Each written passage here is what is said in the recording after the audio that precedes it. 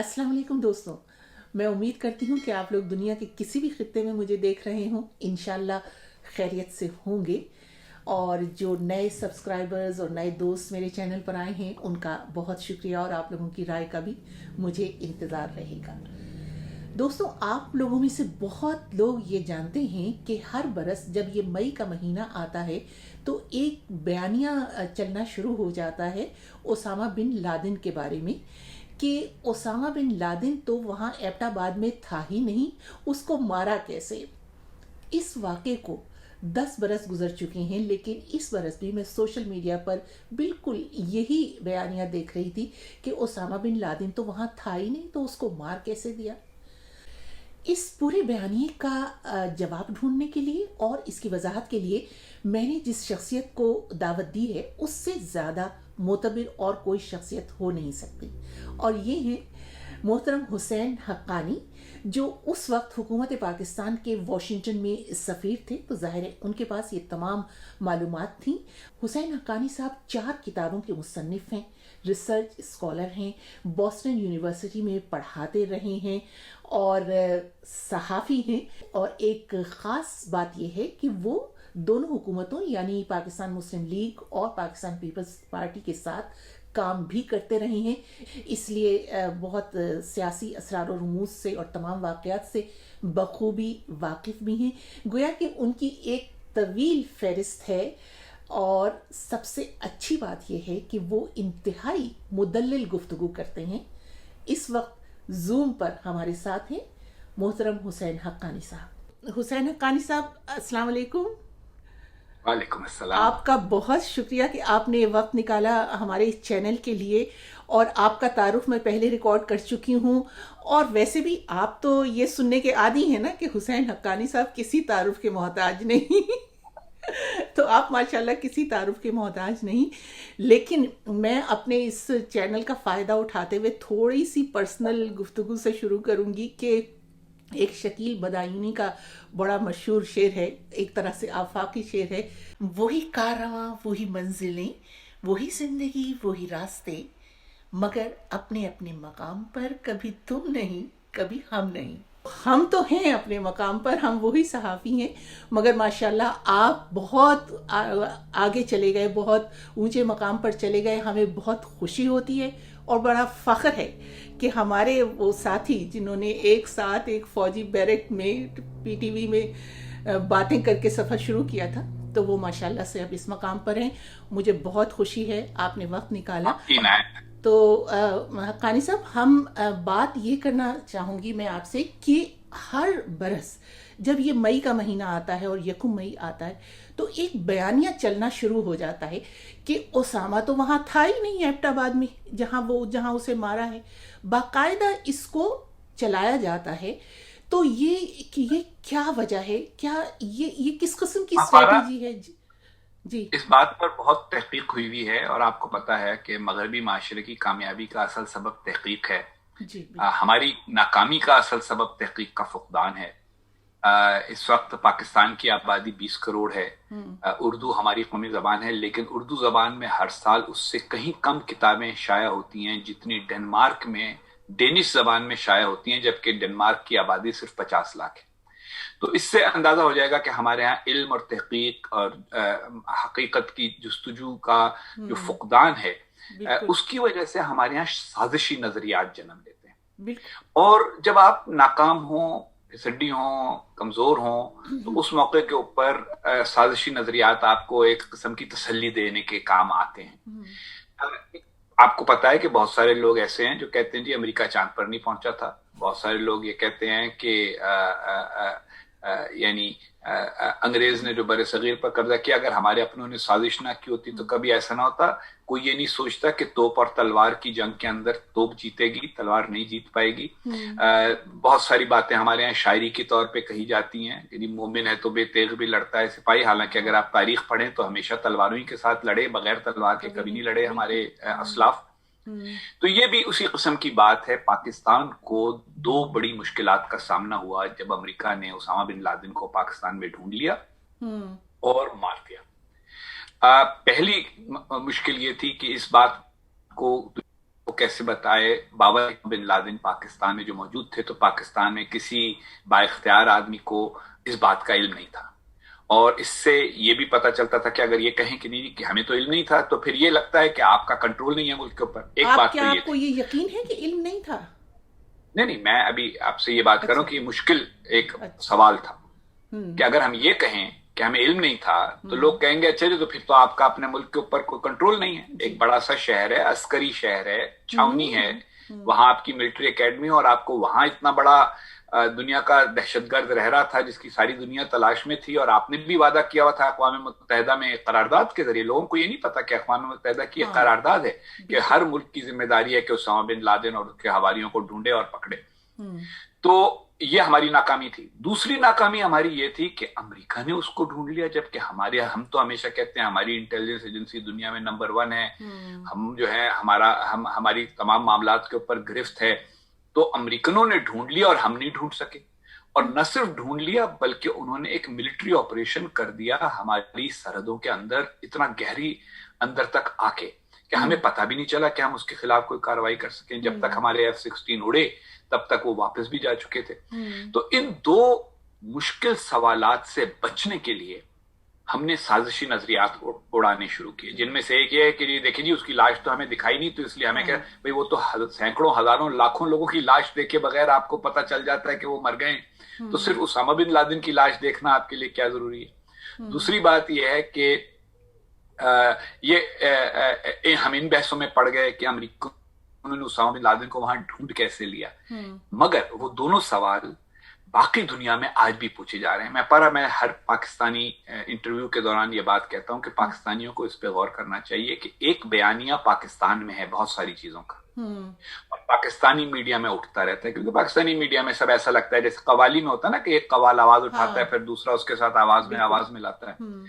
लेकिन एक बयानिया बैनुल अक़वामी बयानिया है, और दोनों का जो फासला है वो बढ़ता चला जा रहा है। बहुत सारी बातों के ऊपर पाकिस्तानी कुछ समझते हैं, उनको कुछ बताया जाता है, और दुनिया कुछ समझती है। तो जहां तक पाकिस्तान से बाहर की दुनिया का सवाल है, वहां कोई इस मखमसे में नहीं है कि उसामा बिन लादेन नहीं मारा गया।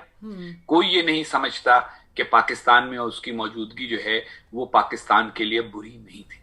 लेकिन हक्कानी साहब, मैं एक वो CBS का इंटरव्यू देखा था बहुत अरसे पहले, सदर ओबामा का, तो उसमें भी रिपोर्टर ने उनसे यही सवाल पूछा था कि एक तरह से मिस्ट्री बन के रह गई है ये पूरा वाकया, पुरस्कारियत इसमें इतनी ज़्यादा हो गई, आप इनके जो फोटोज़ हैं वो क्यों नहीं जारी करते?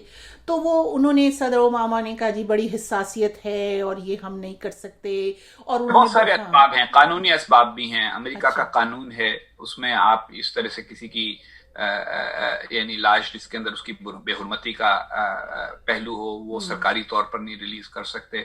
मगर मेरा ये ख्याल है कि जो माकूल लोग हैं उनके अंदर कोई इस किस्म का इस्तराब नहीं है, तो ये साजिशी नजरियों के ऊपर ज्यादा वक्त जाया करना नहीं। मेरा ख्याल है हक्कानी साहब, फिर ये जो ये नजरियात फैलाते हैं उनसे ये पूछा जाए कि उसामा नहीं मरा, तो आप बता दीजिए कि कहाँ है? कम से कम आपको ये तो इल्म होना चाहिए ना कि वो कहाँ है। जब उसका खानदान कह चुका कि मर गया है, उसके हवारी कह चुके कि मर गया है, उसकी तहरीक और तंजीम कह चुकी कि मारा गया है, और उन्होंने वादा किया हम उसका बदला लेंगे, तो वो किस चीज का बदला लेंगे? इसी तरह से बहुत सारे ऐसे लोग, मसलन हमारे पाकिस्तान के जो इंतहा पसंद मजहबी ग्रोह हैं, इन्होंने उनकी गायबाना नमाज जनाजा पढ़ाई। तो अगर एक आदमी मरा ही नहीं तो उसकी गायबाना नमाज जनाजा क्यों पढ़ा रहे हो भाई? तो ये गायबाना नमाज जनाजा भी पढ़ाई गई, उसकी बुलंदी दर्जात की दुआएं भी की गई, और उसके बाद ये भी कहा गया कि शायद वो मारा ही नहीं गया। तो इस किस्म की बातें जो हैं, ये दरअसल वही बात है, ये खिसियानी बिल्ली खंबा नोचे वाली बातें हैं। इसके ऊपर ना आप ज्यादा वक्त जाया करें ना मैं। लेकिन मैं ये सोचती हूँ कि ये इस स्ट्रेटजी के बजाय अगर आप अपना इंटेलिजेंस फेलियर एक मर्तबा तस्लीम कर लेते, आखिर अमेरिका में भी तो 9/11 हुआ, कितना बड़ा इंटेलिजेंस फेलियर था उनका, लेकिन और उनकी तहकीकाती रिपोर्ट आई जिसमें उन्होंने इस बात का एतराफ किया कि ये हमारा इंटेलिजेंस फेलियर था। उन्होंने इस बात का एतराफ किया कि हमारी इंटेलिजेंस एजेंसियों ने आपस में इंफॉर्मेशन का तबादला सही तौर पे नहीं किया। FBI के एक दफ्तर को पता भी चला कि कुछ लोग मशकूक हरकत। देखिए, ये एक वजह है, नहीं होता ये पाकिस्तान में क्यों नहीं होता कि मान लीजिए एक मर्तबा, एक वजह है कि तरक्की याफ्ता ममालिक तरक्की याफ्ता हैं और हम थोड़े से पसमानदा हैं। बिल्कुल। ہمارے ہاں اپنی کمزوری یا خامی یا غلطی کا اعتراف جو ہے وہ خود ایک کمزوری اور غلطی سمجھا جاتا ہے. بس دیکھیں ہم نے آج تک قوم کو یہ نہیں بتایا کہ 1965 کی جنگ میں حقیقت میں کیا ہوا تھا. جب لیفٹیننٹ جنرل محمود احمد جو ISI کے سربراہ رہ چکے تھے انہوں نے کتاب لکھی 65 کی جنگ پر تو جنرل مشرف نے وہ کتاب مارکیٹ سے ہٹوا دی. اب امریکہ دنیا کی لائبریری میں ہے, یہاں کی لائبریری میں تھی تو میں نے پڑھی.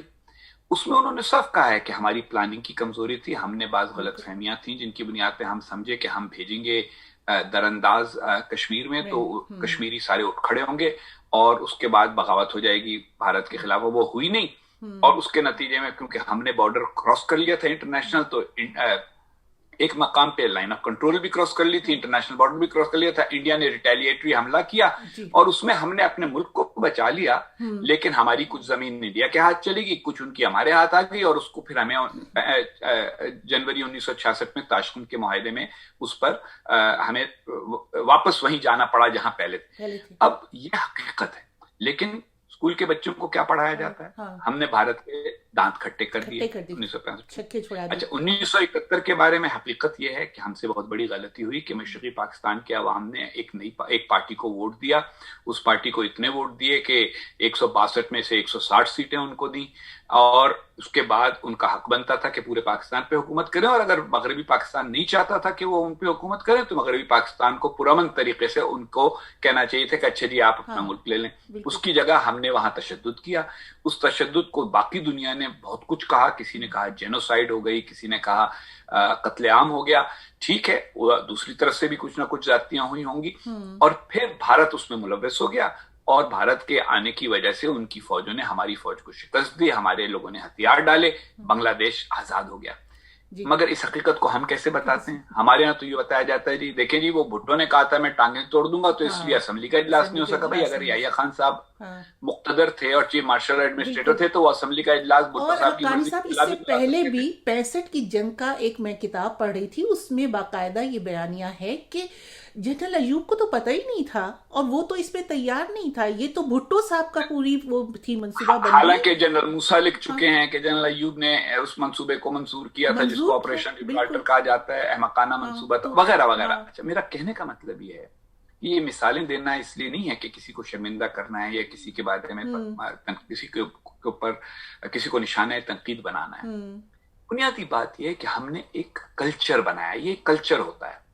بعض کلچرز میں جس کو ہمارے چودھری شجاعت صاحب کہتے ہیں نا مٹی پاؤ, تو ہمارا کلچر مٹی پاؤ کلچر ہے. کیا جو غلطی ہوئی ہے یا خامی ہوئی ہے اس پر پردہ ڈالو, آگے بڑھ جاؤ. لیکن کامیاب معاشرے وہ ہیں جہاں غلطیوں کی سب کی غلطیاں نہیں, سب کی سوری میں آپ کو قطع کلامی, لیکن سب کی غلطیاں نہیں, ان کی سیاست دانوں کی تو جو غلطیاں نہیں بھی ہوتی ان کو کہا جاتا ہے. اب جیسے بھٹو نے بنگلہ دیش بنوا دیا, یہ تو ہے نا, قائد اعظم نے پاکستان بنوا دیا, بھٹو نے بنگلہ دیش بنوا دیا, بھٹو نے 65 کی جنگ کرا دی, مجیب کی وجہ سے 71 کی جنگ میں ہم ہار گئے, اس کے بعد کارگل کے اندر نواز شریف سے غلطی ہو گئی. اگر نہیں غلطی ہوتی تو سب کو پتہ ہے کس سے غلطی نہیں ہوتی, باقی سب سے غلطی سب سے ہوتی ہے.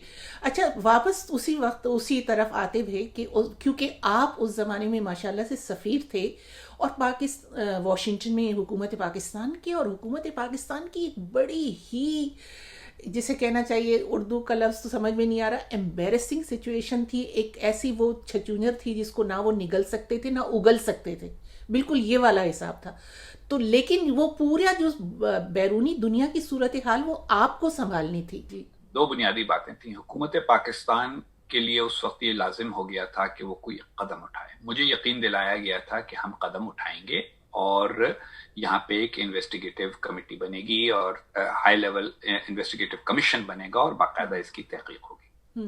اور مجھے یہ کہا گیا تھا کہ آپ امریکنوں کو یہ یقین دلائیں کہ دیکھیے اگر تحقیق میں پتہ چلا کہ ہمارے اعلیٰ حکام اس میں شامل ہیں, حالانکہ ہمارا خیال ہے کہ اعلیٰ حکام شامل نہیں ہیں, تو ان کے خلاف اقدام ہوگا. اگر نیچے کے حکام ہوئے ان کے خلاف ہوگا, اور اگر حکام نہ ہوئے تو اس بات کی تحقیق ہوگی کہ بغیر کسی کو پتہ چلے. دیکھیں عموماً پاکستان میں ایک شہر میں یہ بات درست ہے کہ صدر پاکستان کو, وزیر اعظم پاکستان کو, فوج کے سربراہ کو ہر چیز کا علم نہیں ہو سکتا, لیکن ایک بہت بڑا گھر بنے جس کی بڑی بڑی بڑی یعنی موٹی موٹی دیواریں ہوں, 1 فٹ چوڑی دیواریں ہوں, اور بہت فصیلوں کی طرح ہو, اور وہاں کون آتا ہے اور کچھ نہیں تو پڑوسی تجسس میں مبتلا ہو جاتے ہیں. جی بالکل. جو محلے کا پولیس مین ہے وہ پوچھتا ہے کہ یہاں کون رہتا ہے. کسی کو کچھ نہ کچھ اندازہ ہوتا ہے. ایسا بہت کم ہوتا ہے کہ ایک عمارت ہو جس میں کچھ لوگ رہتے ہوں. خالی عمارتوں کی بھی لوگ تحقیق کرنی شروع کر دیتے ہیں, دیوار پھاند کے دیکھتے ہیں اندر ہو کیا رہا ہے, یہ کیوں اتنا خاموش. تو یہ کیسے ہو گیا کہ ایک عسکری شہر میں اور ایک ایسی عمارت جس کے پڑوس میں ایک پاکستانی فوج کا اعلیٰ افسر ایک طرف رہتا تھا, دوسری طرف دوسرا رہتا تھا, تیسری طرف تیسرا رہتا تھا. تو اس کی تحقیق ہونی چاہیے تھی. مجھے یہ کہا گیا کہ آپ امریکنوں کو یقین دلائیں کہ تحقیق ہوگی اور کوشش یہ کریں کہ یہ جو ایک دم ہم پہ دباؤ ہے یہ ختم ہو جائے. اچھا, امریکنوں نے اس بات پر رضامندی کا اظہار کیا. اگر آپ صدر اوباما کی وہ تقریر پڑھیں جس میں انہوں نے اعلان کیا تھا, وہ تقریر ہمارے ان سے رابطے سے پہلے ہو گئی تھی, لیکن اس میں انہوں نے ہمیں ایک, جس کو انگریزی میں امریکن کہتے ہیں آؤٹ دینا, ٹو گیو این آؤٹ, انہوں نے ہمیں ایک راستہ دیا تھا. اور اس میں انہوں نے کہا تھا جی پاکستان نے ہم سے دہشت گردی کے خلاف جنگ میں بہت تعاون کیا ہے اور ہم پاکستان کے ساتھ تعاون جاری رکھیں گے, حالانکہ یہ اقدام ہم نے یک طرفہ طور پہ کیا. تو ہمارے لیے یہ گنجائش تھی کہ ہم یہ کہیں, اور کچھ دیر ہم نے کہا بھی. اگر آپ کو یاد ہو تو آئی ایس آئی کے سربراہ نے پارلیمنٹ میں کہا کہ جی ہم نے امریکہ کو وہ انٹیلیجنس دی تھی جس کے نتیجے میں وہ وہاں تک پہنچے. لیکن بالکل کیونکہ ہم غسیلی قوم بھی ہیں نا, ہمارے اندر عقل سے زیادہ غیرت ہے, تو ہماری غیرت جاگ گئی کہ جی امریکنوں نے یہ کیسے کر دیا, ہمارے اندر گھس کے کیسے آ گئے, ہم سے پوچھے بغیر کیسے آ گئے. ایک سیکنڈ کے لیے, جس وقت وزیر اعظم گیلانی یہاں فرانس آئے انہی دنوں میں, حملے کے کچھ دنوں بعد, تو ظاہر ہے کہ رپورٹرز کے لیے یہ سب سے اہم سوال یہی تھا. تو اس وقت بھی گیلانی صاحب نے یعنی وزیر اعظم نے یہ کہا کہ جی ہم اس میں شامل تھے, ہماری بھی معلومات اس میں تھیں. میرا یہی کہنا ہے, ہم تو کوشش جو بطور سفیر میری ذمہ داری تھی وہ یہ تھی کہ امریکہ میں جو اضطراب اور ناراضگی ہے اس کو کم کیا جائے. کیونکہ دیکھیے جب یہ واقعہ ہو گیا تو پاکستان اور امریکہ کے تعلقات میں ایک بہت بڑا فرق آ گیا. فرق یہ آ گیا کہ اس واقعے سے پہلے عام امریکی نے کبھی زیادہ پاکستان کا ذکر نہیں سنا تھا. وہ اپنی دنیا میں رہتے ہیں. جو پالیسی میکرز ہیں صرف وہ پاکستان میں دلچسپی لیتے تھے, اور پالیسی میکرز کو منانا, سمجھانا, نیوکلیئر پہ پاکستان نے وعدہ خلافی کی تھی تو وہ ان کو سمجھانا کہ جی وہ یہ مجبوریاں تھیں اس لیے ہو گیا, فلاں اس لیے ہو گیا, وہ زیادہ آسان ہوتا ہے. جب رائے عامہ خلاف ہو جائے تو بڑی مشکل ہوتی. تو میں نے تو یہاں سے جیسے ہی مجھے یہ اندازہ ہونا شروع ہوا کہ رائے عامہ بڑی منفی ہو گئی ہے, اور یہاں پہ جو رائے عامہ کے سروے ان میں جب پوچھا جانے لگا تو لوگوں نے یہاں تک کہنا شروع کر دیا کہ بھی پاکستان تو ہمارے دشمن ملکوں میں ہے, دوست نہیں ہے. یعنی حلیف تو بعد کی بات ہے, ہمارا دوست بھی نہیں ہے. تو میں نے پھر اس زمانے میں تقریباً 60-70 ٹی وی انٹرویو دیے امریکی ٹی وی چینلز کے اوپر. کئی یعنی مضامین لکھے, لوگوں سے ملا, اس کے کانگریس کے کوئی 20 اراکین سے ملاقات کی, ان کو سمجھایا, ان کو نرم کرنے کی کوشش کی, اور سب نے مجھے یہی کہا کہ بھئی آپ بڑا you are presenting a very good case, لیکن کیس آپ کا کمزور ہے. اور دوسری بات یہ کہ ہمارے جو ووٹر ہیں وہ اب پاکستان سے ناراض ہو گئے ہیں. تو ایک صاحب تھے جو ہمیشہ پاکستان کے حق میں ووٹ دیتے تھے سینٹ کے اندر, جو بعد میں اٹارنی جنرل بھی بنے, جیف سیشن صاحب, سینیٹر تھے الاباما کے, اور الاباما ایک چھوٹی سی ریاست ہے امریکہ کے جنوب میں. انہوں نے کہا کہ میری ریاست میں ایک چھوٹے علاقے میں گیا, جو ٹاؤن ہال میٹنگ کرتے ہیں اپنے یعنی کنسٹیٹوئنٹس کے ساتھ, اپنے ووٹروں کے ساتھ, تو وہاں تو انہوں نے مجھے کہا کہ جی یہ جو پاکستان ہے اس نے تو اسامہ بن لادن کو رکھا ہوا تھا, تو آپ اس کو اس کے امداد کے حق میں ووٹ کیوں دیتے ہیں؟ تو اس نے کہا سفیر صاحب میں آپ کو بتانا چاہتا ہوں کہ اگر آپ نے اگلے چند ماہ کے اندر اس معاملے کو ٹھیک طرح سے ہینڈل نہ کیا تو یہ عوام کی جو سوچ ہے اس میں پاکستان کے بارے میں ایسی منفی سوچ پیدا ہو جائے گی کہ جس کو پلٹنا آپ لوگوں کے لیے مشکل ہوگا. میں نے اسلام آباد کو یہ بات بتائی کہ بجائے اس کے کہ شفاف طریقے کے ساتھ اس مسئلے کو حل کرتے, ہمارے ہاں یہ ہو گیا کہ اچھا یہ جو آدمی آ کے ہمیں بتا رہا ہے سفیر کہ ہمیں کچھ کرنے کی ضرورت ہے, پہلے تو اس کی چھٹی کرائی جائے نا. بالکل, میمو گیٹ, یہی میرا اگلا سوال یہی تھا کہ آپ نے اتنا کچھ وہاں پر پاکستان کا دفاع کیا, اور آپ کو میمو گیٹ میں مطلب ایک طرح سے رگڑا لگا دیا گیا آپ کو بلا کر. میمو گیٹ جو ہے وہ بنیادی طور پہ میرے رگڑے کے لیے کم اور صدر زرداری کے رگڑے کے لیے زیادہ تھا. تصور اس کا پورا یہ تھا کہ ایک آدمی الزام لگائے گا کہ مجھے سفیر نے کہا کہ ایسا ایک خط لکھو اور وہ خط امریکہ کی مسلح افواج کے سربراہ کو دو. اور وہ میں نے پہنچا دیا. اور حقانی کو کس نے کہا تھا, سفیر کو کس نے کہا تھا, وہ صدر نے کہا ہوگا, زرداری صاحب نے کہا ہوگا, یا گیلانی صاحب نے کہا ہوگا. تو جب وہاں کی کڑی مل جائے گی تو ان کی چھٹی ہو جائے گی. مسئلہ یہ تھا کہ ایسا کچھ ہوا نہیں تھا. وہ جو صاحب تھے جو اب بالکل غائب ہو گئے ہیں منظر عام سے, وہ تو لگتا ہے آسمان سے گرے تھے کہیں اور آسمان سے غائب ہو گئے پھر واپس. وہ کسی یعنی نادیدہ چیز کی طرح آئے اور آ کے چلے بھی گئے, ملے بھی نہیں. تو انہوں نے جناب الزام لگا دیا, میڈیا میں ہنگامہ مچا دیا گیا. اچھا, یہاں میں ایک تبصرہ پاکستان کی میڈیا پہ بھی کروں گا, کیونکہ پاکستان کا میڈیا اب ایک مینیپولیٹڈ میڈیا ہے, اور اس کی کچھ کمرشل ضروریات بھی ہیں. ان کو مثلا ایک چینل شروع کرتا ہے تو دوسرے کو بھی وہ خبر دینی ہوتی ہے, دوسرا ان کے پیچھے بہت سارے لوگ, سب کو پتا ہے کہ واٹس ایپ کے اوپر ہدایات دی جاتی ہیں میڈیا کو بعض لوگوں کی جانے سے کہ کیا کہو کیا نہ کہو. تو اگر آپ میڈیا کی اس زمانے کی ساری ٹیپیں جمع کر لیں اور ایک تحقیقی پروجیکٹ بنائیں تو آپ کو بڑی دلچسپ بات معلوم ہوگی. وہ یہ کہ پہلے 3 دن اسامہ بن لادن کے واقعے کے بعد سارے میڈیا چینل یہ کہہ رہے تھے کہ تحقیق ہونی چاہیے, بالکل غلط ہوا, ملک کو بڑا نقصان ہو گیا, اور یہ جو پاکستانی جہادی ہیں ان کے اوپر بھی کریک ڈاؤن ہونا چاہیے کیونکہ ان میں سے ہی کسی نے اس کو یہاں رکھا ہوگا. چوتھے دن سے بیانیہ بدلنا شروع ہوا, کہانی بدلنی شروع ہوئی, اور یہ ہوئی کہ مگر یہ امریکن حرام خور یہاں آئے کیسے, اس میں پاکستانی کون کون گٹھ جوڑ تھا, یہ ہماری حکومت کی کمزوری ہے کہ یہ امریکنوں نے ایسا آپریشن ہماری سرزمین پہ کر دیا, ہماری مسلح افواج اور ہماری انٹیلیجنس ایجنسیاں بہت اچھی ہیں. آپ کو یاد ہوگا بچے کھڑے ہوئے تھے قومی اسمبلی کے سامنے وی لو ISI کے پلے کارڈ لے کے, جو دنیا میں کہیں نہیں ہوتا آج تک. امریکہ میں جس کی اتنی بڑی انٹیلیجنس ایجنسی, حتیٰ کہ روس میں KGB کے لیے بھی کبھی جلوس نہیں نکالا گیا کہ وی لو KGB, لیکن ہمارے ہاں یہ کیا گیا. وہ مسئلہ یہ ہوا کہ جن لوگوں کو اپنی نوکریوں کا خطرہ ہوا, نوکری پیشہ آدمی کی سب سے بڑی مجبوری اس کی نوکری ہوتی ہے, کوئی ویژن نہیں ہوتا, تو وہ نوکری پیشہ لوگ جو ہیں وہ اپنی اپنی نوکریاں بچانے میں لگ گئے. بڑا ایشو جو تھا وہ غائب ہو گیا, اور اسی میں کسی نے یہ کھچڑی پکا لی. جو الزام لگانے والے صاحب تھے وہ ان بہت سارے پاکستانیوں میں سے تھے امریکہ میں, اور اس زمانے میں جو یہاں پاکستانی رہتے تھے ان سے آپ پوچھ سکتی ہیں. میں اس معاملے میں بڑا کھلا ڈلا تھا کہ جو کوئی پاکستانی مجھ سے رابطہ کرتا تھا تو میں اس کو جواب ضرور دیتا تھا, چاہے ٹیکسٹ کے اوپر چاہے فون کے اوپر. تو ان کے بھی کوئی پیغامات آئے, جواب ہمارا السلام علیکم وعلیکم السلام ہوئی, اس کو انہوں نے جوڑ دیا اپنے نام نہاد میمورینڈم کے ساتھ, جبکہ آخر تک کبھی وہ یہ ثابت نہیں کر سکے. اسی وجہ سے سپریم کورٹ نے بالآخر معاملے کو ڈسمس کر دیا اور غتربوت کر دیا. وہ جو UAE وغیرہ میں ٹرم یوز ہوتی ہے خلی ولی کر دیا. تو وہ خلی ولی اس لیے کر دیا کہ مقصد سے شور مچانا تھا. ان کا خیال یہ تھا کہ جب وہ شور مچائیں گے تو زرداری صاحب یا گیلانی صاحب استعفیٰ دے دیں گے. وہ نہیں ہوا. ان کا خیال تھا حسین حقانی اپنی جان بچانے کے لیے کہہ دے گا جی مجھے تو زرداری صاحب نے کہا تھا. وہ نہیں ہوا. ان کا خیال تھا کہ حسین حقانی واپس نہیں آئے گا, اور اگر واپس نہیں آیا امریکہ سے ہی بیٹھ کے اس نے استعفیٰ دے دیا تو ہم کہہ سکیں گے کہ دال میں کچھ کالا ہے. وہ بھی نہیں ہوا. میں واپس بھی گیا, میں بیٹھا بھی رہا وہاں 2-2.5 مہینہ کہ اچھا بھائی لو میرا بیان. بالآخر بیان تو انہیں لینا نہیں تھا, اور اسی لیے مجھے پہلے تو کہا گیا کہ بھئی آپ جائیں اپنے بچوں کے پاس کیونکہ آپ کے بچے امریکہ میں بیٹھے ہوئے, تو آپ چلے جائیں کیونکہ وہ تو آ نہیں رہا. تو میں آ گیا. جب میں آ گیا تو مجھے کہا گیا اچھا جی اب آپ واپس آئیں بیان دینے کے لیے. تو میں نے کہا جی اگر آپ مجھ پر الزام لگانے والے کا بیان ویڈیو کے ذریعے لے سکتے ہیں, ویڈیو لنک سے, تو میرا بھی لے سکتے ہیں بیان ویڈیو لنک سے. آپ نے میرے اوپر کوئی فوجداری مقدمہ تو بنایا نہیں ہے, یہ تو صرف ایک انکوائری کمیٹی ہے, تو انکوائری کمیٹی کے سامنے تو مجھے صرف بیان دینا ہے. لیکن کیونکہ سپریم کورٹ کے چیف جسٹس بھی آپ کو یاد ہوگا وہ اپنا کھیل کھیل رہے تھے. ہمارے اس وقت کے اپوزیشن لیڈر سے بھی غلطی ہو گئی, انہوں نے مان بھی لیا اپنی غلطی کہ میں غلطی کی, میں نے کہ میں سپریم کورٹ میں مقدمہ لے کے ڈائریکٹ چلا گیا. اور اس پورے ہنگامے کے اندر پھر زرداری صاحب کی اور فوج کی صلح بھی ہو گئی, کیانی صاحب کی اور زرداری صاحب کی.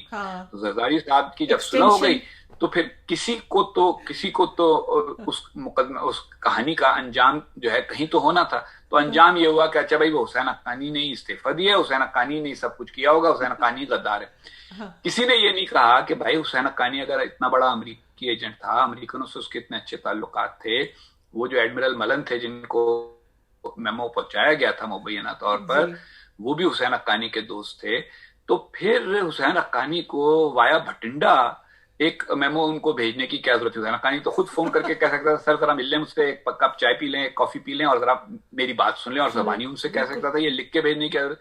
لیکن معقول بات نہیں ہوتی ہمارے یہاں. بہت سارے معاملات کے اندر جب شور مچا دیا جاتا ہے تو پھر ہم شور میں گم ہو جاتے ہیں. اور حقانی صاحب اس میں یہ جو صلح ہوئی 3 سال کی ایکسٹینشن پہ صلح ہو گئی, یہ تو ہمارے یہاں کام کرنے کا طریقہ کار ہے ہمارے चलिए अब उसको तो छोड़े ना, जो चीजें हैं उन बाज बाज बाज कौमों की बाज बदकिस्मत बातें ऐसी होती हैं कि उनको जानना जरूरी होता है साहिब फहम लोगों के लिए, लेकिन उन पर बहुत ज्यादा बात करने से दुख के अलावा हाँ, और कुछ नहीं लेकिन मिलता। रखानी साहब यहाँ पर मैं थोड़ा सा आपकी, मैंने किताबों को एक पूरी तरह पढ़ा तो नहीं है, लेकिन मुझे मालूम है कि आपने उसमें क्या कहना चाहा है। मैं यहाँ पर थोड़ा सा आपसे डिसएग्री यूं करूँगी कि देखिए, इसमें हमारी जो वो थी मिलिट्री एस्टेब्लिशमेंट और उसकी जो एजेंसी को इतना ताकतवर बनाने में अमेरिका और यूरोप का बहुत बड़ा हाथ है, जो खुद उन्होंने हिलरी क्लिंटन ने तस्लीम किया है। उनका वो बयान अब चलता है सोशल मीडिया पर कि इस तरह से पाकिस्तान में हज़ारों जिहादियों को बनाकर, मदरसों का एक इंफ्रास्ट्रक्चर बना के मुल्क भर में, उसके बाद उनको हथियार देकर, और वो 90 में अपना काम निकलते ही चलते बने। इससे फायदा उठाया। इसमें अहम बात यह है, इकबाल का शेर है कि यूरोप की गुलामी पे रजामंद हुआ तू, यूरोप की गुलामी पे रजामंद हुआ तू, मुझको तो गिला तुझसे है, यूरोप से नहीं है। ये हम बहुत गलती करते हैं कि जी फलाने ने हमको इस्तेमाल कर लिया। असल सवाल ये है कि हम इस्तेमाल क्यों हुए। और देखें, मैं तो अब इस नतीजे पे पहुंचा हूं कि जो पाकिस्तान के कौमी इदारे हैं, जिनको हमारे यहाँ एस्टेब्लिशमेंट कहा जाता है, उनसे हमें मुस्तकिल लड़ाई तो नहीं करनी है, तो हमारे ही इदारे जी। और अगर वो समझ जाएं बात को और मुल्क को सही रुख पर, हमारा इख्तिलाफ राय है ना, हमारी कोई जंग या लड़ाई तो नहीं है, आपस में दो पाकिस्तानियों की कभी जंग नहीं हो सकती है, हमारा सिर्फ इख्तिलाफ राय हो सकता है। लोग मुझसे कहते हैं कि आप इतने ठंडे क्यों रहते हैं, मैंने कहा उसका सबब यह है कि मैं, वो जो हिमायत अली शायर का शेर है ना कि इश्क को इश्क समझ मशगला जाना बना, ये हमने क्या किया है बदकिस्मती से पाकिस्तान में, हमने एक रवैया बना लिया है कि हर चीज हक और बातिल की लड़ाई होती है बस, बिल्कुल। और मतलब महपारा और हुसैन का इख्तिलाफ हो गया, तो अब हुसैन कहेगा कि महपारा बातिल है, मैं हक हूं, और महपारा कहेंगी मैं हक हूं और हुसैन बातिल है। ऐसा नहीं होता, सियासत में इख्तिलाफ होता है, राय मुख्तलिफ होती है, लेकिन दोनों की राय एक ही अच्छी नीयत के साथ हो सकती है। मैं नेक नियति से ये समझ सकता हूं कि पाकिस्तान को सेकुलर मुल्क होना चाहिए, कोई और नेक नियति से ये समझ सकता है कि पाकिस्तान को इस्लामी रियासत या मदीने की रियासत बनाना चाहिए। नियत पे शुबा नहीं करना चाहिए, राय पे बहस करनी चाहिए कि क्या दलाइल है। अच्छा, अब इस तनाजुर में आप ये देखें कि हमारी क्या मजबूरियां थी या हैं जिनकी वजह से हम इतना एक, जिसको कहते हैं डिपेंडेंट मुल्क बन गए, इंडिपेंडेंट मुल्क की बजाय। 1947 में पाकिस्तान के हिस्से में बरतानवी हिंद की 33% फौज आई, क्योंकि ये फौज दूसरी जंग अजीम के लिए रिक्रूट की गई थी, और सबसे ज्यादा फौजी रिक्रूटमेंट जो हुई थी, अंग्रेज का फॉर्मूला था कि 1/3 फौज मुसलमान होगी, 1/3 हिंदू होगी, 1/3 सिख होगी, ताकि एक ऐसी फौज ना हो जाए कि जो पूरे इंडिया में अंग्रेज से लड़ना शुरू कर दे। वो फौज वापस आ चुकी थी दूसरी जंग अजीम के बाद, और पार्टीशन जंग अजीम के खात्मे के 2 साल के अंदर अंदर हो गया, तो वो फौज अभी तक कायम थी, उसको अभी तक डिमोबिलाइज नहीं किया गया था। तो जो पाकिस्तानी, तो हमारे सारी मुसलमान फौज पाकिस्तान के हिस्से में आ गई, 1/3 फौज, लेकिन बर्रे सगीर की आबादी का सिर्फ 19% पाकिस्तान को मिला था, मशरकी पाकिस्तान को मिलाकर, और वसाइल का सिर्फ 17%।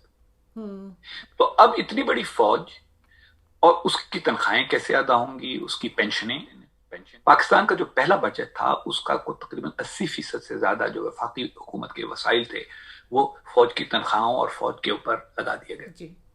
तो दूसरे मुल्कों की तरह ऐसा नहीं हुआ कि पाकिस्तान को एक खतरा था जिसके लिए एक फौज खड़ी की गई। पाकिस्तान को विरसे में एक फौज मिल गई जिसके लिए पाकिस्तान को खतरे खड़े करने थे। बस यहां से हमारा सफर शुरू हुआ।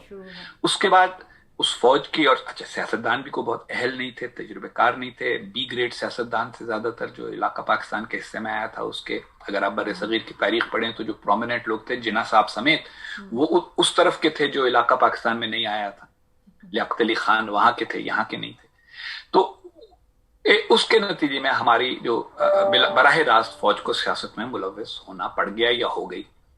अच्छा, अब उसकी बैनुल अक़वामी डायमेंशन ये है कि जब वसाइल चाहिए तो कहां से आएंगे, अंदरूनी तौर पे तो जनरेट नहीं कर पा रहे थे। इसलिए हमने पहले ये किया कि सर्द जंग के अंदर हमने अमेरिकनों को और अंग्रेजों को और मगरिब को ये बावर कराया कि जनाब हम आपके लिए हाजिर हैं, आप हमें वसाइल दें, हम आपको नफरी देंगे, हम आपको मैन पावर देंगे। یوں یہ سب سیٹو سینٹو وغیرہ شروع ہوئے، اور پھر بالآخر افغان جہاد کے موقع پر جنرل ضیاء الحق جو خود ایک ذرا مذہبی انتہا پسند سوچ کے حامل تھے، انہوں نے یہ سوچا کہ اس سے ایک ٹکٹ میں دو مزے ہو جائیں، وہ یہ کہ روس کے خلاف امریکہ کا ایجنڈا پورا ہو جائے اور بھارت کے خلاف پاکستان کا ایجنڈا بعد میں پورا ہو جائے گا، ہم ان مجاہدوں کو پھر کشمیر میں لگا دیں گے۔ اس تمام سوچ کا نتیجہ یہ ہے کہ خود پاکستانی معاشرہ انتہا پسندی کے چنگل میں پھنس گیا۔ تو اس میں وہی والی بات ہے، مجھ کو تو گلہ تجھ سے ہے، یورپ سے نہیں ہے۔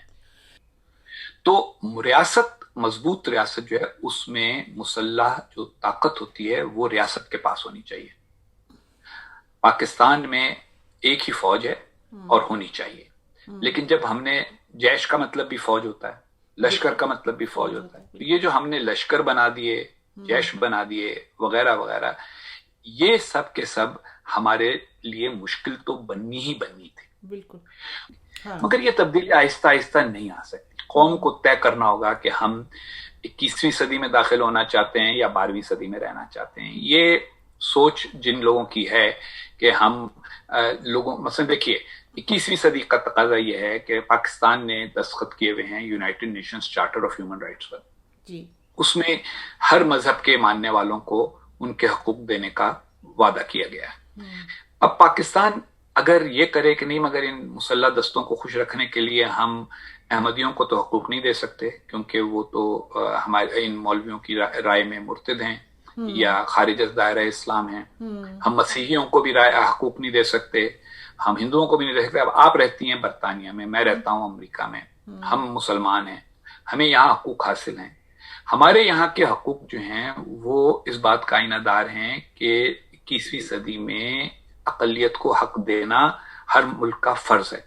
ہم ان لوگوں کی وجہ سے، انتہا پسندوں کی وجہ سے اپنی اقلیتوں کو جب حقوق نہیں دیتے تو ہم پر دباؤ تو آتا ہے۔ بالکل، تو ہم 21ویں صدی میں آنا چاہتے ہیں یا ہم نہیں آنا چاہتے، جب یہ فیصلہ ہم کر لیں گے تو پھر ہمیں ان لوگوں کو کے ساتھ کوئی نہ کوئی نیا برتاؤ اور طریقہ کار وضع کرنا ہوگا، اور اس میں یہ کہانی سنانا اور یہ تاریخ بیان کرنا کہ جناب وہ امریکہ کے ساتھ مل کے ہم نے کہا ہاں تو کیا تھا، مگر کیوں کیا، اس کے نتیجے میں جو یعنی جتنا بھی بوجھ ہے آپ پر، وہ تو آپ کی غلطیوں کا آپ پر ہی پڑے گا نا۔ اور جب وہ یہ کہتے ہیں کہ ہمیں تو یہیں رہنا ہے، امریکہ تو چلا جائے گا، تو جب آپ کو یہ بات پتہ تھی تو امریکہ کے کہنے پر آپ آگ کی فصل اپنے ہی ملک میں کیوں بو رہے تھے؟ لیکن کیونکہ وہ فصل تو آپ کو کاٹنی پڑے گی، امریکہ تو چلا جائے گا۔ جی، یہاں پہ میں تھوڑا سا اس میں ایڈ کرنا چاہوں گی کہ ان تمام حالات نے پاکستان میں کچھ لوگوں کی یہ سوچ ڈیولپ کر دی باقاعدہ کہ یہ لوگ جب آتے ہیں ہمیں استعمال کرتے ہیں اور پھر استعمال کرنے کے بعد ٹیشو پیپر کی طرح پھینک دیتے ہیں، ہمیں اب ان کے سامنے کھڑا ہونا ہے۔ اس میں کوئی بحث کی ضرورت ہی نہیں ہے، تو آتے ہیں استعمال کرتے ہیں، تو آپ کیوں استعمال ہوتے ہیں؟ آپ اپنا لاہ عمل طے کریں، آپ اپنی مجبوریوں کو سمجھیں۔ دیکھیے ہم اپنے وسائل سے زیادہ بہتر زندگی گزارتے ہیں، ہمیں امداد کیوں چاہیے ہوتی ہے؟ ہمیں امداد سب سے زیادہ تو چاہیے تھی تاریخی طور پر آج تک عسکری سامان کی، کیونکہ بہترین عسکری سامان امریکی سامان ہوتا ہے، اور امریکہ دنیا کا واحد ملک ہے جو ایڈ کے طور پر ملٹری ایکوپمنٹ دیتا ہے، خود ہی قرض دیتا ہے اور اپنا ہی سامان دے دیتا ہے۔ تو 65 کی جنگ ہم نے فیبر طیاروں سے لڑی، پیٹن ٹینکوں سے لڑی، وہ بھی امریکہ کے دیے ہوئے تھے۔ اس کے بعد F-16 آ گئے، آپ کو یاد ہوگا قوم کو F-16 سے اتنی محبت تھی کہ ٹرکوں کے پیچھے F-16 بنے ہوئے ہوا کرتے تھے، جیسے پاکستان کے بنے ہوئے، حالانکہ امریکہ کے بنائے ہوئے ہمیں ملے تھے۔ اس کے بعد جب میں سفیر تھا ہم نے 16 F-16 اس وقت لیے، اور پاکستان میں میری بڑی داد و تحسین ہوئی، اور میرے پاس اب تک وہ خطوط موجود ہیں مسلح افواج کے سربراہوں کی جانب سے کہ آپ کی کوششوں اور کاوشوں کا بہت بہت شکریہ، پہلی بار پاکستان کی عسکری امداد بغیر کسی منفی ووٹ کے کانگریس سے منظور ہو گئی۔ تو ہمارے ہاں جب پیمانے ہی یہ ہو، اچھا پھر یہ کہ امداد جتنی میرے دور میں $7.5 بلین کا پیکج ملا، تو اس کے اوپر بھی سب بڑی داد و تحسین ہوئی کہ بھئی امداد مل گئی، بس ذرا شرطیں کم ہونی چاہیے۔ بھئی آپ امداد پر اتنا انحصار کیوں کرتے ہیں؟ اس لیے کرتے ہیں، اب آپ چین کی امداد پہ انحصار کرنے لگے، بالکل، کیونکہ نا یعنی قرض کی پیتے تھے میں، اور یہ سمجھتے تھے کہ ہاں رنگ لائے گی ہماری فاقہ مستی ایک دن۔ تو یہ ہمیشہ قرض کے اوپر گزارا کرنا، یہ ان مجبوریوں کی وجہ سے آپ ان کو لے کے آتے نا، کسی نے نہیں کہا دیکھیں ہم امریکہ سے اچھے تعلقات کی وکالت کرتے ہیں، لیکن اس کا مطلب یہ نہیں ہے کہ ہم یہ کہیں کہ پاکستان امریکہ کے آگے جھکا رہے، مگر جھکتا کیوں ہے اس کی تحقیق تو کرو، اس کو سمجھو، اور پھر اس جھکنے کو سے نکلنے کی کوشش کرو۔ یہاں تو اس کا حل کیا ہے؟ حل یہ ہے کہ ہمارے مثلا وزیر اعظم ہیں، وہ صرف دانشوری اور یعنی لفاظی بگاڑتے ہیں اور کہتے ہیں کہ ہمیں نہیں ماننا چاہیے، یوں نہیں کرنا چاہیے، یوں نہیں کرنا چاہیے، اور پھر جب موقع ملتا ہے خود ہاتھ باندھ کے خاموشی سے آ کے کہتے ہیں بھائی امداد بحال کر دو، تو آئی ایم ایف کے پاس پہنچ جاتے ہیں۔ تو ہم نے آج تک یہ کام ہی نہیں کیا، اس میں سب کی غلطی ہے، اس میں کاروباری لوگوں کی بھی غلطی ہے، کیونکہ وہ اپنا بس وہ مثلا ایک میرے دوست تھے کاروباری، ان کی یہ تولیوں کی فیکٹری تھی، تو میں نے کہا اچھا بھی تولیے تو بناتے ہو اچھے، سب ایکسپورٹ بھی کرتے ہو، کہتا بس جب میں امبیسڈر بنا تو میرے پاس آئے کہ اچھا ذرا میری ایکسپورٹ بڑھوا دو یہاں۔ میں نے کہا یار تم اس سے تولیوں سے آگے بھی تو بڑھو، اور بھی بہت ساری چیزیں ہیں، اور بھی غم ہے زمانے میں، کچھ اور بھی بناؤ۔ انہوں نے کہا نہیں یار بس دادا کے زمانے میں فیکٹری بنی تھی، میں خوش ہوں، مجھے کیا ضرورت ہے۔ اب یہ رویہ ہوگا تو آپ ایک کیپٹلسٹ دنیا میں کیسے کامیاب ہوں گے؟ زراعت ہے، زراعت کے معاملے میں ہم نے زراعت، ہمارے ہاں ابھی تک یہ تصور ہے کہ جو پڑھ لکھ جاتا ہے وہ کھیت پہ کام نہیں کرتا، حالانکہ پڑھا لکھا فارمر جو ہے یا پڑھا لکھا کسان جو ہے وہ زیادہ پیداوار کر سکتا ہے، سائنسی طریقے کاری رگا۔ تو ان چیزوں پہ ہماری توجہ ہی نہیں گئی۔ ہم جو ہیں وہ ہماری پوری قومی، آپ مجھے بتائیے ہمارا ٹی وی ہو، آپ ٹی وی میں رہی ہیں، ہمارا ریڈیو، اس میں معیشت پہ کتنی بات ہوتی ہے؟ جب ملک چلائیں گے سپاہی، تو سپاہی تو بڑا نیک دل آدمی ہوتا ہے، اس کی تربیت ہوتی ہے دشمن کو ڈھونڈنا اور دشمن کو مار ڈالنا، تو وہ تو اگر اس سے اختلاف رائے کرو تو وہ آپ کو دشمن سمجھنے لگتا ہے۔ حالانکہ بھائی ہم کہتے ہیں ہم آپ کے بھائی ہیں، آپ کے دوست ہیں، ہم آپ کو سمجھا رہے ہیں کہ قوم کیا چیز ہے، قوموں کی امامت کیا ہے۔ تو وہ بھی شعر اقبال کا کہ قوم کیا چیز ہے، قوموں کی امامت کیا ہے، اس کو کیا جانے یہ بیچارے دو رکعت کے امام۔ اسی طریقے سے ایک وسیع البنیاد ملک میں قیادت ہونی چاہیے، اپنے اپنے میدان کے ماہرین معیشت میں کیوں پیچھے ہیں، صنعت میں کیوں پیچھے ہیں، اور چند سال کے لیے پڑوس کے ممالک کے ساتھ کچھ ذرا سکون بھی ہونا چاہیے۔ بالکل بالکل، میں اکثر لڑتے بھڑتے ملک جو ہے نا ماپارا، لڑتے بھڑتے ملک اقتصادی طور پر کامیاب نہیں ہوتا۔ میں حقانی صاحب اکثر یہ سوچتی ہوں خود کہ کتنا اچھا ہوتا کہ ہماری اتنی اچھی فوج ہوتی، ایک لڑاکا فوج جو بھٹو صاحب کہتے تھے کہ میں ایشیا کی بہترین فوج بناؤں گا انہیں، اور ایک مستحکم بھٹو جیسی حکومت چلتی، مطلب بھٹو لیڈر جیسی حکومت چلتی، تو ہمارا ملک اس وقت کیا ہوتا۔ اور دیکھیں وہ بھی خود بھی قانون کے پابند رہے ہوتے، دیکھیں وہاں بھی غلطیاں ہوئیں، کمزوریاں ہوئیں۔ ہماری جو یہ بدقسمتی ہے وہ یہ ہے کہ اپنی غلطی کوئی نہیں ماننے کو تیار ہوتا، اس کا نتیجہ یہ ہوتا ہے کہ ہم بس وہی مٹی پاؤ کر دیتے ہیں۔ آپس کی بات یہ ہے کہ کبھی بھی کسی کو اتنا دیوار سے نہیں لگانا چاہیے کہ وہ جا کے کسی اور سے مل جائے، اس میں کوئی شک نہیں، من سے مل جائے۔ اب جب ہمارے یہاں لوگ کہتے ہیں نا کہ فلانا ملک دشمنی ہو، میں کہتا ہوں بھیا آپ کیوں کسی کو ملک دشمن بناتے ہو؟ یعنی غیر کو اپنا بنا لیتے ہیں ہم تو وقت پر، اور دوست کو دشمن بنانا کوئی تم سے سیکھتے۔ اس پہ میں آپ سے یہ پوچھنا چاہوں گی کہ پاکستان جو ہے اس کو کہتے ہیں کہ یہ اپنی جو ہے نا وکٹم آف اٹس جیوگرافی، ایک طرف افغانستان جیسا، ایک طرف کہنے کو بظاہر سیکولر انڈیا تھا، لیکن حقانی صاحب اس سے ہم آنکھ نہیں چرا سکتے کہ وہاں ہندو مسلم فسادات ہمیشہ ہوئے۔ ایک طرف اب ایک وہ ایران کی خمینی صاحب کے بعد، پہلے بھی وہ بادشاہت تھی، اس کے بعد پھر وہ خمینی صاحب کی ایک کلرجی گورنمنٹ ہے وہاں پر، تو یہ تین ان کے جو سخت ایک طرح سے انتہا پسند لوگوں کے درمیان، نظریات کے درمیان ایک پاکستان، کیا کوئی سیکولر حکومت کا، سیاسی حکومت کا کوئی جواز کبھی ہو بھی سکتا ہے، کبھی ہم سوچ بھی سکتے ہیں؟ یہ اگر کوئی یہ کہے گا کہ جی میرے پڑوسی میری مرضی کے ہونے چاہیے، تو وہ کبھی بھی کسی پڑوسی کے ساتھ صلح نہیں کر سکے گا۔ بنیادی بات یہ ہے کہ پڑوس آپ کا جیسا بھی ہو، یہ کہ ان کے ساتھ کیسے گزارا کرنا ہے یہ آپ کو خود طے کرنا ہوتا ہے۔ میں ان لوگوں میں سے نہیں ہوں جو سمجھتے ہیں Pakistan is a victim of its geography, میں سمجھتا ہوں Pakistan is a victim of its history. اچھا، دیکھیے تصور پاکستان 1940 میں آیا، اس سے پہلے تو نہیں تھا۔ لفظ پاکستان جو ہے یہ اس کے بھی بعد آیا، حالانکہ چودھری رحمت علی جو ہیں وہ بنا چکے تھے یہ لفظ۔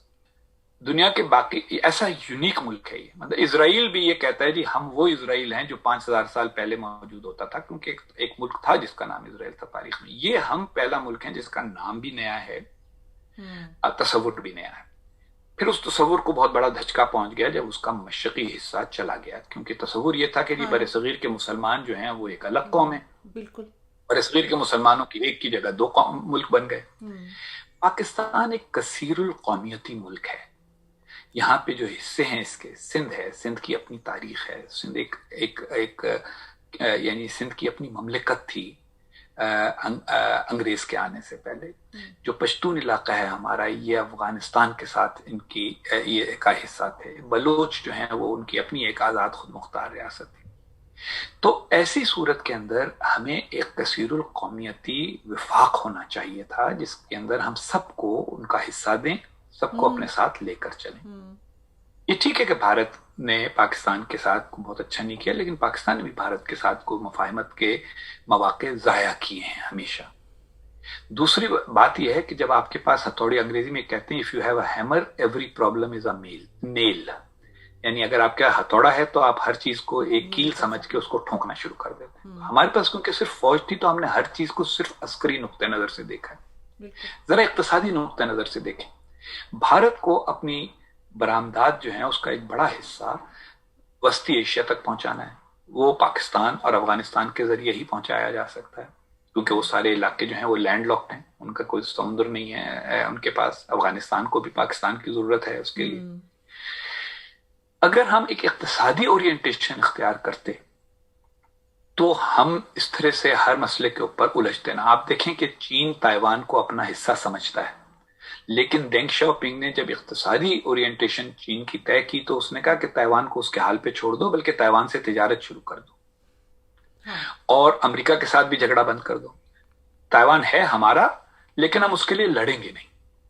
جب انہوں نے یہ کہہ دیا تو آپ دیکھیے چین نے پچھلے 20 برس میں اپنی اقتصادیات کو کس قدر مضبوط کیا ہے بغیر کسی جھگڑے میں پڑے. ہم نے کبھی اقتصادی ترقی پر توجہ نہیں کی. بھارت کے ساتھ اگر ہم تجارت شروع کر دیں، ان کا اربوں ڈالر کی اگر پاکستان میں انویسٹمنٹ ہو، اربوں ڈالر کی ان کی پاکستان کے ساتھ تجارت ہو، تو وہ پاکستان کے ساتھ کبھی پنگا نہیں کریں گے، کیونکہ جس ملک کے آپ تجارت کر رہے ہوتے ہیں اس کو خراب کرنے میں آپ کو کوئی فائدہ نہیں ہوتا. بالکل. اسی طریقے کے ساتھ افغانستان میں اگر پاکستان کی اسٹیکس ہو جائیں، پاکستانی انویسٹرز ہوں، پاکستانی دکانیں اور برانڈ کھلے ہوئے ہوں، وہاں پہ بک رہے ہوں، تو افغان بھی پاکستان کے بارے میں منفی سوچ رکھنی بند کر دیں گے. اب اگر پورا خطہ ہی اقتصادیات کی بجائے نظریات کے اندر الجھا ہوا ہوگا تو وہاں ہندو مسلم فسادات ہوتے رہیں گے انڈیا میں، پاکستان میں فرقہ وارانہ فسادات ہوتے رہیں گے، اور افغانستان میں ہر ایک کی جانب سے جہاد ہوتا رہے گا. اقتصادیات کے بارے میں سوچیں، 21ویں صدی میں آئیں، ورنہ اگر یہ اسی طرح سوچتے رہے کہ جناب محمود غزنوی گھوڑے پہ بیٹھا اور ایک فوج لے کے آیا اور اس نے سومناتھ کے مندر پر حملہ کر دیا، 17 بار حملے کیے، مگر ایک حملہ کر کے بھی وہ رہا نہیں، وہ آیا مارکی چلا گیا. تو اگر اس طرح کا وہ ایک دور تھا جو اب ممکن نہیں ہے کہ آپ وہ ہمارے ایک ہیں وہ زید حامد صاحب اللہ ان کو خوش رکھے، وہ تصویریں کھنچواتے رہتے ہیں گھوڑے پہ بیٹھے ہوئے بندوق کے ساتھ. تو وہ ابھی تک یہ چاہتے ہیں کہ ایک لشکر پیدا کریں اور جا کے وہ ایک لشکر کابل فتح کر لے، ایک دلی فتح کر. ایسا ہوگا نہیں. لیکن وہ ایک جنریشن ایسی بنا چکے ہیں جو خوابوں میں روس اور امریکہ کو فتح کر چکی ہے. میری نئی کتاب ہے جس کا نام ہے انگریزی میں ری امیجننگ پاکستان، اور اس کا اردو ایڈیشن بھی آ گیا ہے کہ حقیقت پسند پاکستان کیسا ہو. تو اس میں نے یہ ساری باتیں واضح کی ہیں. دیکھیے، ایٹمی طاقت ہونے کے باوجود آپ کو دوسرے ملکوں کے سامنے جھکنا پڑتا ہے اقتصادی اسباب کی وجہ سے. مجاز کا شعر ہے، جب پیٹ میں روٹی ہوتی ہے اس وقت یہ ذرہ ہیرا ہے، اس وقت یہ شبنم ہوتی ہے. تو ذرا سا اس بات پہ توجہ کریں، اپنے آپ کو ایک جدید ریاست بنانے کی کوشش کریں، اور اس بات کو سمجھیں کہ جو لوگ چاہتے ہیں کہ پاکستان جدید ریاست بنے، وہ پاکستان کے دشمن نہیں ہے. وہ صرف یہ کہتے ہیں کہ نظریاتی ریاستیں کامیاب نہیں ہوتی جدید دور میں. ہاں بالکل صحیح. اس پہ میں اسی میں تھوڑا سا ایڈ کرتے ہوئے اگلے سوال پر جاؤں گی کہ جب 2014 میں انہوں نے وزیر اعظم نواز شریف صاحب نے فوج سے ظاہر ہے کہا کہ لاہور سے لے کے جس زمانے میں وزیر اعظم مودی صاحب آئے تھے کابل آئے اور پھر پاکستان میں رکے لاہور میں، اور پھر تو وہ اس زمانے میں ہم اس پہ بڑی بحث نہیں مطلب بات کیا کرتے تھے کہ یہ واجپئی صاحب کا یہ ایک وہ تھا ایک آئیڈیالوجی کہ جی ناشتہ دلی میں اور کھانا دوپہر کا لاہور میں اور رات کا کھانا کابل میں، اور اس سے الٹا بھی چل سکتا ہے اس طرح کا سفر. تو میں نے پوچھا کئی لوگوں سے کہ کیا وہ لگتا ہے کہ وہ فارمولا اس وقت امپلیمنٹ ہونے کا وقت آ گیا ہے؟ تو وہ نواز شریف صاحب چاہتے تھے، جو مجھے خبر ملی ہے، اور بہت ریسورس آپ کو بھی ظاہر ہے آپ اتنے ریسورسفل ہیں، کہ وہ چاہتے تھے کہ لاہور سے کابل تک ہم ریلوے ٹریک بنا دیں. کہ جنرل حمید گل باقاعدہ انہوں نے جیسے ڈیوٹی لگوائی تمام چینلز پر، ہر چینل پر جا کر کہتے تھے کہ کابل تک کا راستہ ٹرین کا سری نگر سے ہو کے گزرتا ہے، اور تالیاں بجوائیں اور باقاعدہ. بس یہ ہم جو ہیں بنیادی طور پہ جذباتی قوم کو جذبات میں ہی الجھا کے رکھنا چاہتے ہیں. پہلی بار میں دیکھ رہا ہوں، میں یہ نہیں کہہ رہا کہ ایسا ہونے والا ہے، لیکن کچھ باتیں تو شروع ہوئی ہیں. آپ نے دیکھا ہوگا جنرل قمر جاوید باجوہ نے جو اینکر سے اور کالم نویسوں سے ملاقات کی تھی کچھ عرصہ پہلے، اس میں بھی انہوں نے بھی اس بات کا اندازہ دیا، اور میں تو خوش ہوں کہ جن نظریات کے ہم بہت سالوں سے پرچارک ہیں وہ نظریات اب ہماری اسٹیبلشمنٹ میں بھی کچھ لوگ کہنے لگے ہیں. خدا کرے ایسا ہو جائے. پاکستان کے لیے یہ اچھا ہوگا کہ پاکستان کو دنیا ایک انتہا پسند عسکریت پسند ملک کے بجائے ایک پروڈکٹیو ملک کے طور پر دیکھنا شروع کرے، ایک ایسا ملک جو اقتصادی طور پر کامیاب ہے. دیکھیے 1947 میں پاکستان جو علاقہ ہے اس کی شرح خواندگی تھی 16%. جو علاقہ بھارت ہے اس کی شرح خواندگی تھی 18%. جو علاقہ بنگلہ دیش ہے اس کی شرح خواندگی تھی 9 یا 10%. آج پاکستان کی شرح خواندگی ہے 54%، بھارت کی شرح خواندگی ہے 72%، اور بنگلہ دیش کی بھی 72-73% ہے. پاکستان اور بھارت کا 2% کا فرق اب 20% کا فرق بن گیا ہے. یہ نہیں ہونا چاہیے، اس کو ہمیں بدلنے کی ضرورت ہے. اور اگر اس کو بدلنے کی کوششوں میں اسٹیبلشمنٹ، سیاسی جماعتیں،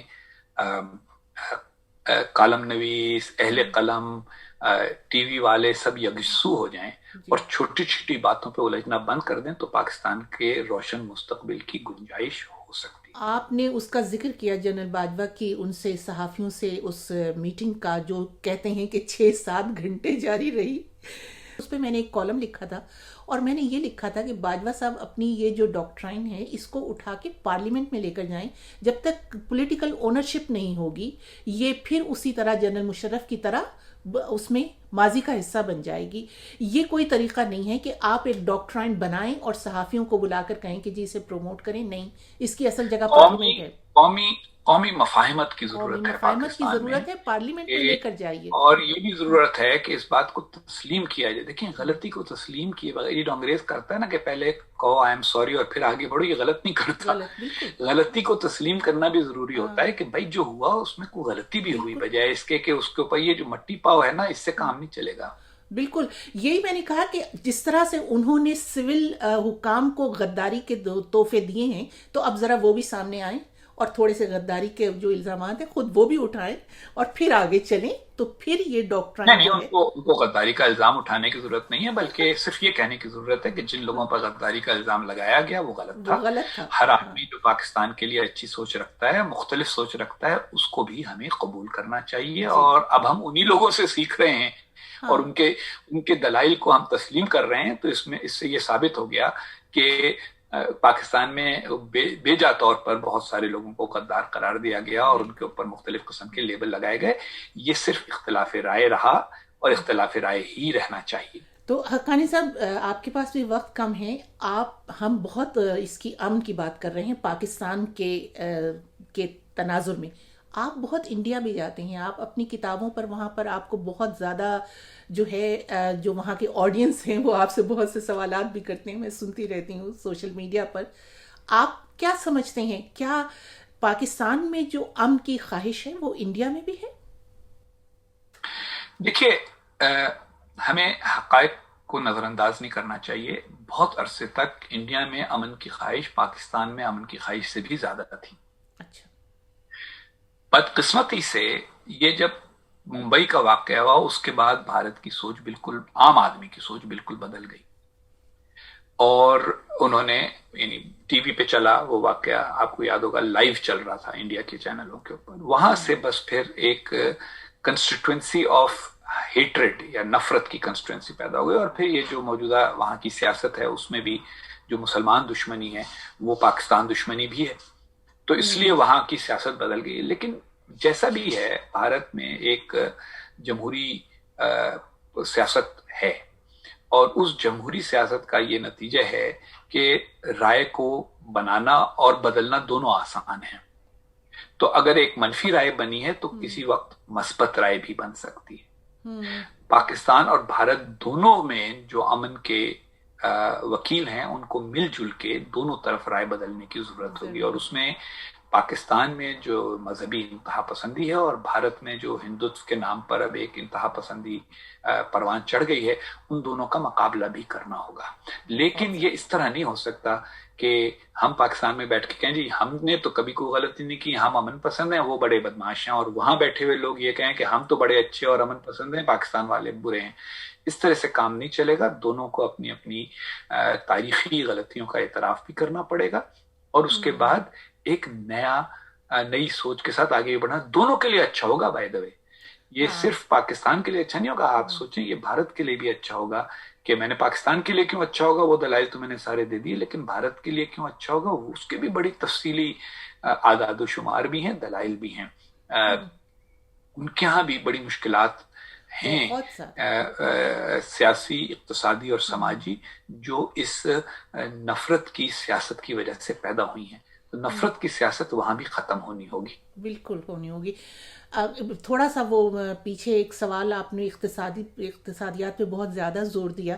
پاکستان اب بالکل اقتصادیات کے لیے چائنا پہ ڈیپینڈ کرنے لگا ہے، اور پھر ایک ساتھ اس کے یہ بیانیہ بھی چلا رہا ہے کہ جی وہ سی پیک کی وجہ سے بلوچستان میں انڈیا جو ہے وہ امن نہیں آنے دیتا. تو دیکھیں اب اس میں بہت لمبی بحث ہو جائے گی کہ کیوں کیا ہو رہا ہے بلوچستان میں سی پیک سے بہت پہلے 1948 سے بلوچ ناراض رہے ہیں. ہم نے بلوچوں کو عزت کے ساتھ ان کے ساتھ برتاؤ نہیں کیا، ان کو ان کے آئینی حقوق نہیں دیے، ان کو ان کی خود مختاری نہیں دی. ان کی ایک تہذیب ہے، ثقافت ہے، تاریخ ہے، اس کو تسلیم نہیں کیا. ان کی زبان کو اہمیت نہیں دی، ان کے کلچر کو اہمیت نہیں دی. ایک لمبی بحث ہو جائے گی. لیکن جہاں رہ گیا مسئلہ سی پیک کا اور چین کا، میں صرف ایک بات کہوں گا، اگر امریکہ پر بیجا انحصار یا ڈیپینڈنس اچھی نہیں تھی تو چین پر بیجا انحصار اور ڈیپینڈنس بھی اچھی نہیں ہوگی. اور میں یہ کہوں گا کہ اگر کوئی تیسرا ملک ہو جس پہ ہم انحصار کرنا شروع کر دیں تو وہ بھی غلطی ہوگی. ہر ملک کو خود مختاری برقرار رکھنے کے لیے خود انحصاری بھی پیدا کرنی ہوتی ہے. چلیے ان ثقیل باتوں سے ہٹ کے دو بہت ہلکے پھلکے سے سوال، اور مجھے امید ہے کہ آپ ان کے مختصر جواب دیں گے. پہلا یہ کہ آپ نے جب وہاں پر سفارت سنبھالی ماشاءاللہ سے واشنگٹن میں، تو صدر بش تھے، اس کے بعد پھر صدر اوباما آ گئے. دونوں کے انٹلیکٹ لیول میں بہت زیادہ فرق ہے. آپ کو کیا اس کا کیسا تجربہ رہا؟ دیکھیں صدر بش جو ہیں وہ ان کی ایک خوبی تھی، وہ یہ تھی کہ ان کو یہ پتا تھا کہ میں انٹلیکچوئل نہیں ہوں. تو وہ یہ کرتے تھے کہ آپ ان سے جب بات کریں تو وہ کہتے تھے اچھا اس مسئلے کو میری حکومت میں، تم امریکہ میں رہے ہوئے ہو، تو مجھے پروفیسر کہتے تھے وہ، کیونکہ میں پہلے پروفیسر تھا. تو ان کا کہنا تھا کہ پروفیسر اس میں یہاں پہ میری حکومت میں کون اس مسئلے کو، تاریخ کو، اس کی اچھی طرح سمجھتا ہے، اور اس کے بعد فیصلہ میں کروں گا. اور واقعی وہ بہت جلد فیصلہ کر لیا کرتے تھے. جو بھی ان سے بات کی جائے کہ ہمیں یہ مدد چاہیے، یہ چاہیے، وہ فیصلہ ایک دو دن میں مشورہ کر کے متعلقہ لوگوں سے، جن کو، کیونکہ یہ ان کی حکومت کے آخری چند ماہ تھے تو ان کو کافی تجربہ ہو چکا تھا. صدر اوباما خود دانشور تھے، اور ہر بات کو، بعض اوقات پاکستان کے بارے میں بات کرو تو وہ ایک دم سے تفصیل میں چلے جاتے تھے کہ اچھا تو اس کا اثر حیدرآباد سندھ میں کیسے ہو رہا ہے، تو سکھر میں کیا ہو رہا ہے، تو اچھا تو پنجاب میں گوجرانوالا کی سیاست کیا ہے. وہ تفصیل ان کو زیادہ پسند تھی. لیکن بسا اوقات وہ اس تفصیل سے گفتگو کرنے کے بعد جب آپ ان سے کہتے تھے کہ ہماری یہ ریکویسٹ ہے یا یہ ہے، تو اس میں فیصلے کرنے میں کافی وقت لگاتے تھے، اور بعض اوقات فیصلہ نہیں بھی کرتے تھے، کیونکہ بہت زیادہ تجزیہ آدمی کو کبھی کبھی فیصلے سے روک بھی دیتا ہے. لیکن دونوں میں اپنی اپنی خوبیاں تھیں اور میرا یہ خیال ہے کہ امریکی عوام نے دونوں کو ووٹ دیا تھا تو کسی وجہ سے ہی دیا ہوگا. اچھا، اور بس آخری سوال یہ کہ پاکستان میں جو ہمارا سیاسی پارٹیوں کا کلچر ہے، بڑا خوش آمدانہ سا کلچر ہے، وہاں پر کسی دانشور کا، کسی پڑھے لکھے کا، آپ جیسے انسان ریسرچ اسکالر کا تھوڑا جو ہے واسطہ یا جگہ ان کی کم ہے، یا دوسرے لفظوں میں آپ کہہ سکتے ہیں کہ اس میں فٹ ان نہیں ہو سکتے. آپ جیسے لوگ، آپ نے ماشاءاللہ سے کس طرح سے یہ راستہ بنایا؟ پہلے آپ نواز شریف کے ساتھ چلے کچھ عرصے اور اس کے بعد پھر آپ پیپلز پارٹی میں آ گئے. اس میں غور کرنے والی بات یہ ہے کہ کچھ عرصے چلنے کے بعد زیادہ طویل عرصے کیوں نہیں چلے، اور اس کا سبب وہی ہے جو آپ نے کہا کہ ہمارے ہاں مختلف قسم کے لوگ گٹھ جوڑ کر لیتے ہیں. پھر یہ جو ہمارے منتخب ہونے والے لوگ ہیں معززین، ان کو یہ بات سمجھ میں نہیں آتی کہ حکومت میں دونوں قسم کے لوگوں کی ضرورت ہوتی ہے، سیاست میں دونوں قسم کے لوگوں کی ضرورت ہوتی ہے. آپ یقیناً بڑے بااثر آدمی ہوں گے اپنے علاقے میں، آپ اپنی برادری کے لیڈر ہوں گے اور آپ وہاں سے قومی اسمبلی کے ممبر بن جاتے ہیں، لیکن اس کا یہ مطلب نہیں ہے کہ کوئی آدمی پڑھنے لکھنے والا، تجزیاتی ذہن رکھنے والا نہیں ہونا چاہیے حکومت میں. لیکن وہ بھی بڑی مخالفت کرتے ہیں. تو اس کی وجہ سے اگر آپ دیکھیں تو پاکستانی سیاست میں سب سے زیادہ کامیاب تو ماشاءاللہ شیخ رشید صاحب ہیں. تو شیدہ ٹلی ہونا زیادہ ضروری ہے، جو خود ہی کہتا ہے آئی نو انگلش. تو وہ زیادہ کامیاب رہتے ہیں. ہم جیسے تھوڑے بہت میں نے کوشش کی، اور اس کا سبب یہ ہے کہ میں اس کو بڑے دل سے گہرائی سے سمجھتا تھا کہ ایک انٹلیکچوئل انپٹ پالیٹکس میں ضروری ہے. اور اگر آپ کو یاد ہو تو زرداری صاحب نے بہت دل توڑنے والا بیان آخر میں دیا، حالانکہ سب کچھ یعنی سارا کچھ ان کے لیے کرنے کے بعد بھی. تو انہوں نے کہا جی وہ بہت بڑے انٹلیکچوئل ہیں، اس لیے ہمارا ان کے ساتھ اب گزارا نہیں ہو سکتا. کچھ قسم کے الفاظ انہوں نے استعمال کیے، گویا کسی کا انٹلیکچوئل ہونا یا کسی کا پڑھا لکھا ہونا اس کے خلاف جاتا ہے ہماری سیاست میں. لیکن حقیقت یہی ہے کہ سیاستدانوں کو بہرحال ایسے لوگوں کی ضرورت ہمیشہ رہے گی جو کچھ لکھ سکیں، کچھ پڑھ سکیں، اور جو ان کی، کیونکہ وہ نہیں پڑھتے تو ان کی پڑھنے کی. بی بی کو ایسی ضرورت نہیں تھی، بی بی خود پڑھتی تھی، بی بی خود بہت زیادہ انٹلیکچوئل تھیں. اور اگر ان کے ساتھ کبھی میں اپنی خط و کتابت جو ای میل کے ذریعے ہوئی، خاص طور پہ آخری چند سالوں میں وہ شائع کروں تو اندازہ ہوگا کہ اس میں کافی ایک علمی نقطۂ نظر سے بات چلتی رہتی تھی. لیکن بہت سارے سیاستدان ایسی سوچ نہیں رکھتے. بالکل. اور اس کا نقصان پاکستان کو بھی ہوا ہے اور ان سیاستدانوں کو بھی ہوا ہے. بالکل. کیونکہ جس آدمی کی تاریخ پہ نظر ہو وہ باتیں، ان باتوں کی نشاندہی کر سکتا ہے جو وہ آدمی نہیں کر سکتا جس کی ساری کامیابی اس بات پر منحصر ہے کہ اپنے علاقے میں اپنی برادری کے کتنے لوگوں کو وہ ووٹ ڈالنے کے لیے لا سکا.